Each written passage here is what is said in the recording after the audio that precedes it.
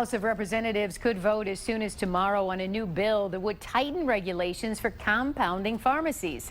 Now, this comes a year after people started dying from tainted steroid shots, including 19 people here in Michigan. Those drugs were made by a Massachusetts compounding pharmacy. Joanne Purden has more tonight on the human toll this tragedy has taken. Those 19 deaths from fungal meningitis tell only part of the story. Close to 250 others here in Michigan and their caregivers have had their lives forever changed. I remember asking the nurse if they could just put me into a medical coma.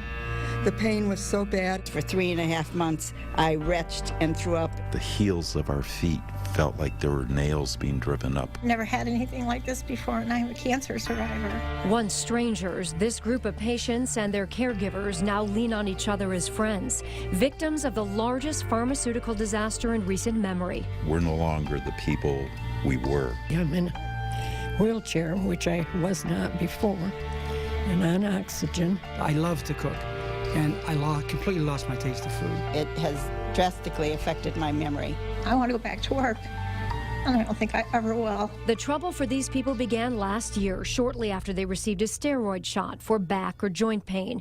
The shots came from the New England Compounding Center in Massachusetts and were later found to have been contaminated with mold. Health investigators went in and found signs of unsterile conditions at the NECC facility.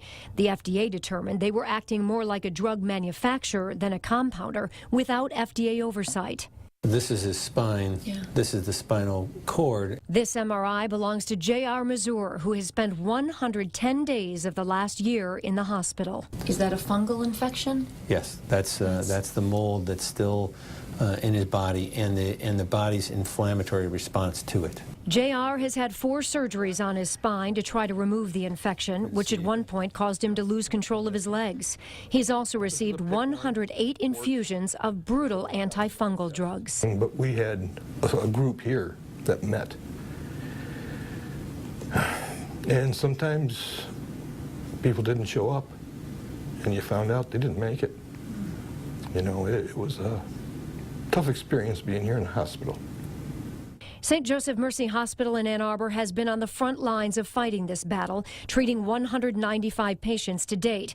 They continue to see people at this fungal clinic. They opened it when things got crazy last year. At the height of the outbreak, how many patients were you seeing in this clinic? We were seeing probably 40 to 50 visits a week. In the hospital, there was a point where we had 79 patients in the hospital on the same day. This is the fungicide. JR carries this bag with him everywhere. These are the medications he takes every day. The high blood pressure medicine and insulin, he didn't need those before all this began. JR has good insurance, but not everybody does. And my husband used all of his savings, all of his IRAs, to keep us running. We're almost broke. It's almost all gone. If there's a hurricane, there's financial help for the hurricane victims or whatever catastrophe happens. Where is the federal government in helping the victims in this? The legislation proposed will help prevent future victims. George has been a victim twice. His wife died after getting one of those shots. Before they knew what had happened to her, he got a shot for his back pain, and a 3-month hospital stay soon followed. We've gone through a number of episodes in America since this has gone on. The Aurora, Colorado, the Boston Marathon. I think as a group, the NECC victims lost more people, have more people affected, but the country forgot about us.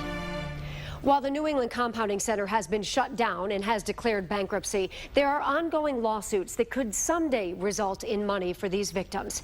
And what about Barry Cadden, the owner of NECC? You remember I chased him down in Washington last year. He didn't talk then, and he hasn't talked since. But you can bet the victims have a thing or two they'd like to say to him.